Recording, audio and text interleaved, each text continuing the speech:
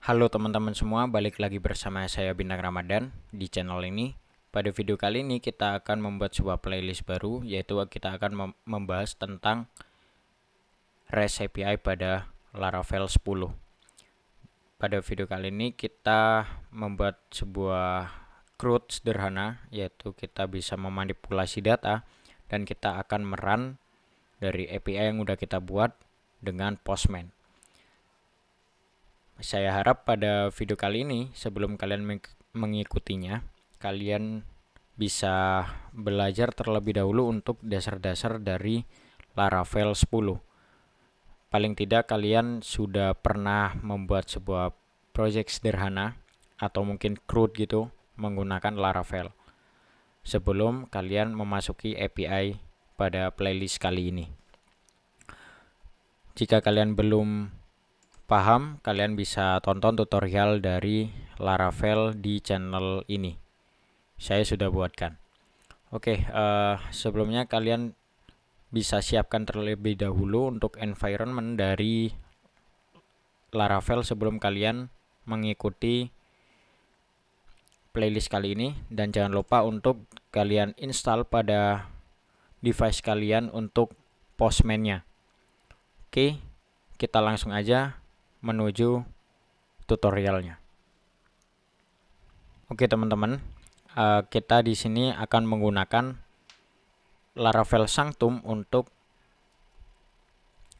authentication dari API yang akan kita buat nantinya. Jadi di sini kita akan langsung aja membuat sebuah project Laravelnya. Di sini saya taruh di C lalu code lalu Laravel. Kita akan buka di sini dan kita coba masuk aja ke dalam dokumentasi dari Laravelnya. Di sini kalian bisa menggunakan dua cara untuk mendownload atau menginstal dari Laravel. Kalian bisa Composer create project Laravel atau kalian install secara global terlebih dahulu menggunakan Composer. Karena di sini saya udah menginstal secara global, saya bisa langsung aja Laravel new lalu project apa yang akan kita buat namanya. Di sini saya akan kasih nama dengan REST API kayak gitu aja.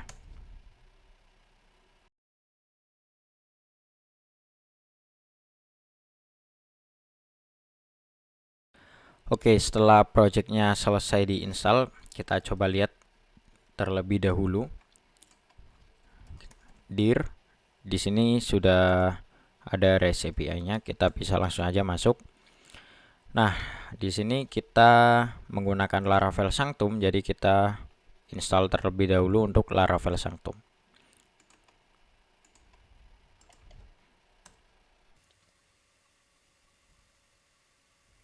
Setelah Laravel Sanctumnya sudah diinstal dengan Composer require Laravel Sanctum, kita akan publish dari vendornya. Oke, setelah udah kita akan buka ke kode editor milik kita masing-masing. Di sini saya akan menggunakan Visual Studio Code untuk text editor saya. Oke, ini adalah bentukan dari project Laravel yang udah kita buat dan beserta Laravel Sanctumnya. Oke, kita akan langsung aja menuju .env. Di sini kita akan membuat database terlebih dahulu dengan nama REST_API pada database kita. Oke, kita bisa bikin database di sini dengan create. Ini terserah bebas. Di sini kebetulan saya menggunakan php_myadmin. Jika kalian pakai yang lain itu terserah kalian. Disesuaikan saja. Oke, setelah udah kita akan menuju ke app HTTP kernel untuk middleware-nya. Di sini app HTTP, lalu di kernel kalian bisa langsung aja aktifin di bagian API ini dengan Ctrl/ untuk mengaktifkannya. Jadi setelah udah kita coba run servernya terlebih dahulu. Saya coba split di sini. Oke, di sini saya coba php artisan serve. Kita coba run. Oke, berhasil ya. Oke, setelah ini berhasil, pertama-tama kita akan membuat register dan login terlebih dahulu pada project kita. Jadi kita bisa ke roots terlebih dahulu. Kita ke roots lalu API. Kenapa di API? Karena kita akan membuat sebuah API. Jadi kita nggak lagi di web.php-nya, melainkan di API. Ini adalah bawaan dari Sanctum-nya. Kita akan membuat root baru. Jadi kita nggak pakai ini, kita bisa komen terlebih dahulu. Nah, di sini kita akan langsung saja menuliskan root, lalu controller. Nah, di sini kita akan mengarahkan ke register controller. Nah, karena belum ada, kita tulis gak apa-apa terlebih dahulu, lalu kita group function, jangan lupa titik 2 terlebih dahulu. Nah, di dalam grouping ini terdapat dari root, tipenya itu post, lalu register dan register. Sorry, jangan lupa string. Seperti ini. Nah, kita buat juga hal yang sama untuk loginnya. Oke, jangan lupa di save.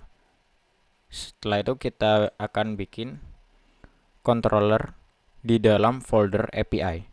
Jadi kita bisa bikin PHP artisan make controller, yaitu di dalam folder API / yaitu kita masukkan register controllernya.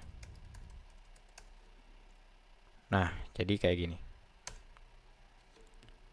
Setelah udah berhasil kita membuat sebuah controller di dalam folder API, yaitu register controllernya, kita coba untuk mengimport terlebih dahulu. Jadi kita import terlebih dahulu untuk register controller di dalam api.php-nya.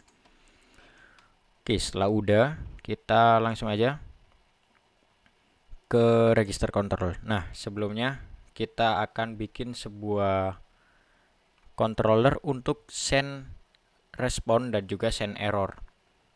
Jadi kita bikin hal yang sama, melainkan kita kasih namanya berbeda, yaitu adalah base controller. Jadi ini base controller berguna untuk kita menyajikan function respon dan error jika ada error. Jadi kita bisa bikin langsung aja fungsinya dengan public function send response. Kita kasih untuk parameternya tuh $result dan message. Nah, kita bisa bikin sebuah variable response berisikan array yang di dalamnya itu ada success, yaitu kita set dengan true, lalu ada datanya, yaitu dari $result hasilnya, dan juga terakhir untuk message,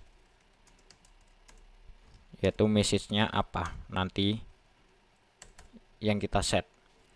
Lalu kita return response berupa JSON, lalu $response, lalu kita kasih 200 jika berhasil. Oke, setelah itu kita bikin untuk yang function dari send errornya dengan public function send error. Nah, di dalam send error kita sama aja memiliki beberapa parameter, yaitu $error, lalu error message,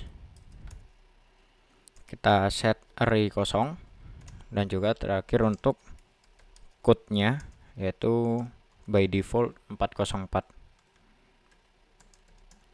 Kita sama, kita bikin sebuah $respon yang berisikan untuk suksesnya itu false, lalu ada message yaitu error. Nah, lalu kita bikin sebuah logika sedikit di sini untuk if jika tidak kosong. Jika tidak kosong untuk error message-nya,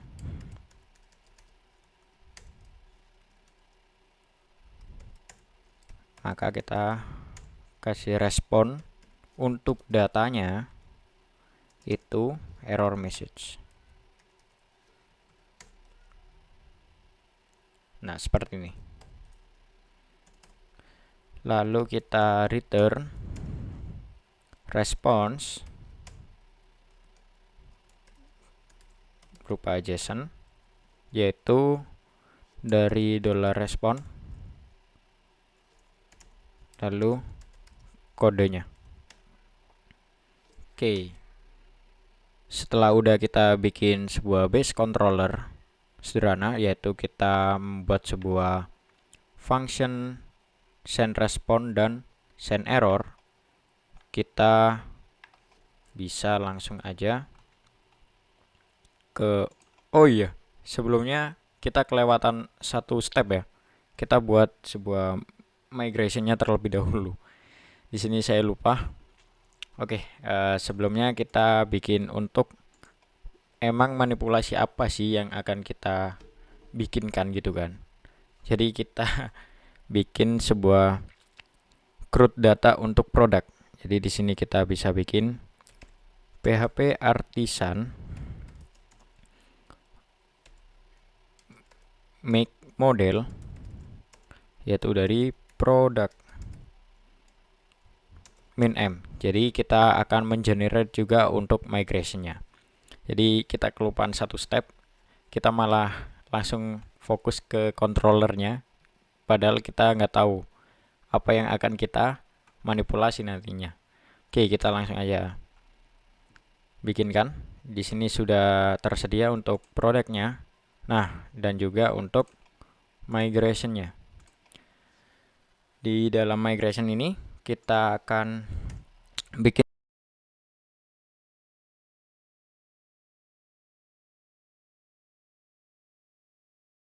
Nah, di sini saya pakai string aja karena saya nggak akan melakukan operasi aritmatika di dalam price ini. Jadi kalau kalian pengen pakai operasi aritmatika, disesuaikan aja. Berarti nggak pakai string kan? Berarti pakai 6 atau yang lainnya. Bisa pakai float juga.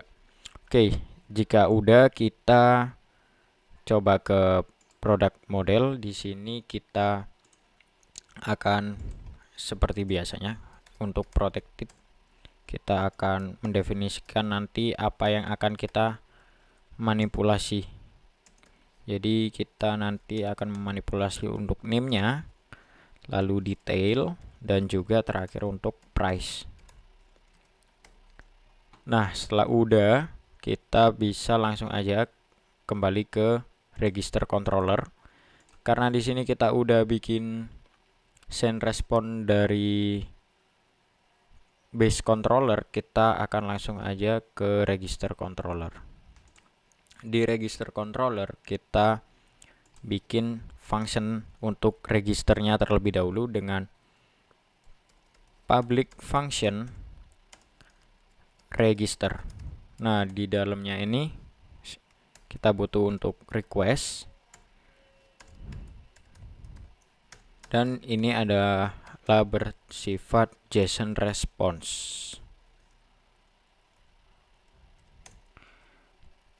Oke, setelah udah kita bikin functionnya, di sini berisikan apa aja. Kita akan buat sebuah validatornya terlebih dahulu. Validator. Jangan lupa untuk kita import dari package, lalu make $request all. Jadi kita menerima request semuanya, yaitu kita akan masukkan ke array. Lalu apa aja sih? Dari name itu harus required. Lalu ada email, itu harus bersifat email juga. Lalu ada password, dia required aja. Lalu yang terakhir untuk confirm password, dia required dan juga harus sama dengan password sebelumnya. Nah, ini adalah bawaan dari Laravel Sanctumnya. Jadi ada email, ada name, email, password, dan confirm password. Oke, setelah udah kita bikin sebuah if di sini untuk penyesuaiannya. Jika ada fail,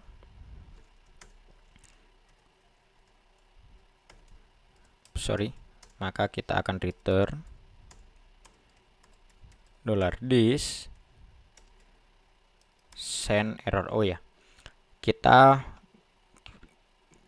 akan mengextend dari base controller yang udah kita buat tadi. Jadi kita bisa bikin base controller di sini. Kayak gini, bisa.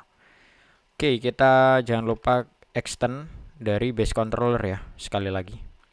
Karena kita udah bikin untuk function dari send response dan send errornya. Oke, setelah udah, jika ada fail, kita akan kasih send error, yaitu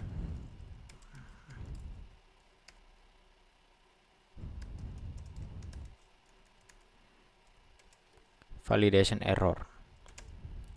Lalu validator errors. Nah, setelah udah, kita akan bikin input dari request all-nya. Lalu kita bikin input passwordnya juga, itu kita set untuk encrypt. Jadi kita pakai bycrypt.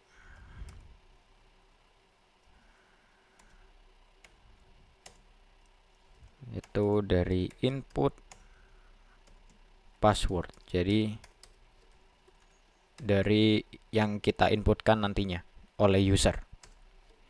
Lalu untuk $user itu dari user model kita create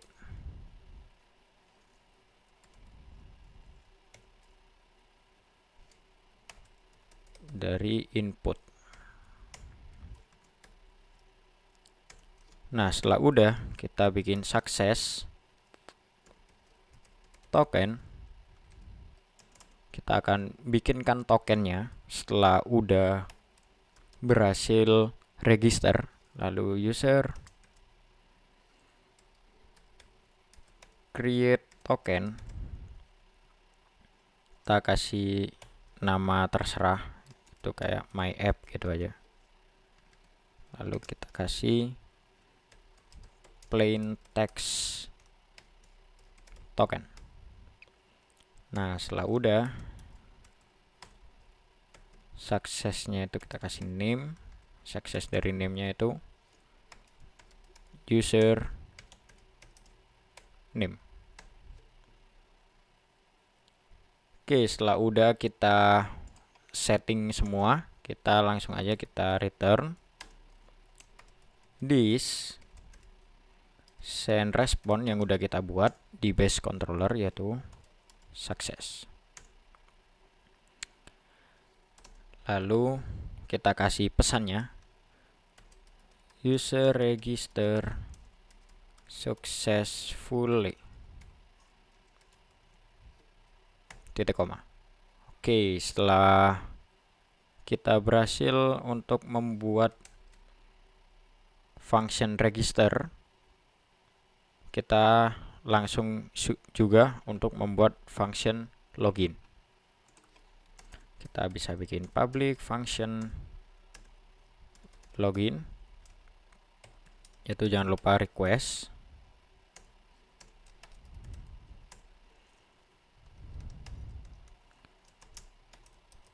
Karena kita menggunakan JSON response, jangan lupa. Nah, kalau login kita menggunakan if out attempt lalu email apakah sama dengan request email, lalu untuk passwordnya juga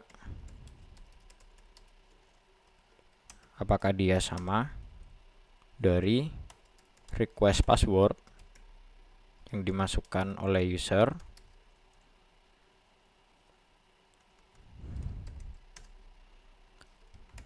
Oke, kita set terlebih dahulu untuk usernya. Out user.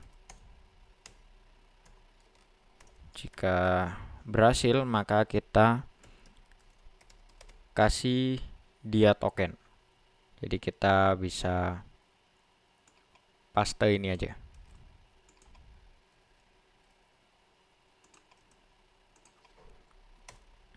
Lalu yang kedua, kita sama, jika dia sukses kita kasih untuk session name-nya.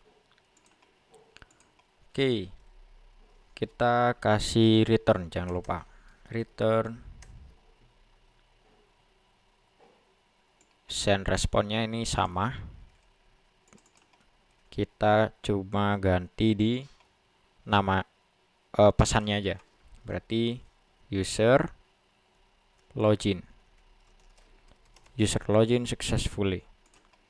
Oke, setelah udah kita untuk yang errornya, jadi jika benar itu kita akan kasih dia token dan juga name-nya itu sesuai dengan usernya, dan kita akan kasih responnya. Dan jika salah kita langsung aja kasih untuk return send error. Bedanya di sini, this send error. Kita kasih errornya unauthorized.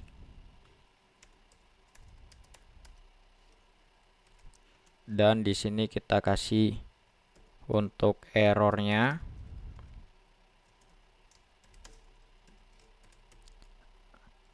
unauthorized juga. Oke, setelah udah kita bikin dari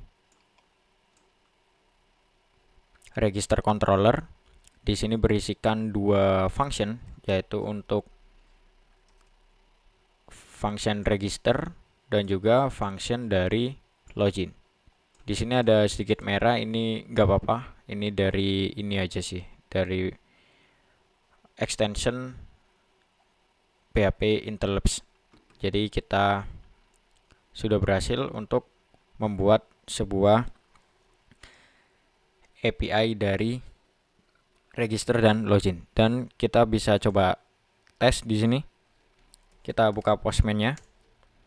Oke, setelah udah kebuka Postman-nya, ini adalah tampilan dari Postman-nya. Jika kalian yang belum pernah memakai Postman, gak apa-apa, tenang aja. Kalian bisa ke collection, lalu create new collection. Nah, di sini kita coba kasih nama dengan sesuai project kita, yaitu adalah REST API. Setelah udah, kita bisa langsung aja ke sini. Kita tambahkan tab baru. Di sini jangan lupa kita ganti untuk HTTP request-nya itu post, dan kita akan masuk ke URL dari localhost kita. Jadi jangan lupa di start servernya terlebih dahulu dari 127.0.0.1.28.000. Ini sama dengan localhost 2.8000. Lalu kita masuk ke API, lalu ke register. Nah, di sini kita jangan lupa set terlebih dahulu untuk di headernya, yaitu accept JSON. Nah, setelah udah kita langsung ke body, ke form datanya. Di sini ada apa aja? Yang udah ada itu, yang maksudnya yang ada di dalam field dari database kita. Oh ya, sebelumnya kita belum untuk migrate-nya ya. Kita kelupaan PHP Artisan migrate. Nah, setelah udah kita coba cek dulu deh REST API-nya. Oke, setelah udah kita buat ya. Oke, kita selalu kelupaan deh. Kita coba ke register, lalu ke sini itu ada name, lalu ada email. Jadi yang ada di dalam database ini ya. Lalu ada password dan juga confirm password. Nah, untuk registernya ya. Lalu di sini kita coba balik lagi. Oke, kita isi. Jadi kalau misal ini nggak diisi, akan nanti ada pesan error dari aplikasi kita. Misal kita isi dengan bintang, lalu emailnya itu bintang@gmail.com. Ini perumpamaan aja. Untuk passwordnya 123 sampai 8. Dan ini juga. Misal ini dari value name-nya tidak saya isi, saya coba send, dan di sini akan menampilkan error, yaitu dari validation yang udah kita buat. Nah, di sini message-nya itu adalah validation error gitu. Karena di sini kita membuat if di sini. Jika ada kesalahan, maka kita send errornya itu adalah validation error gitu.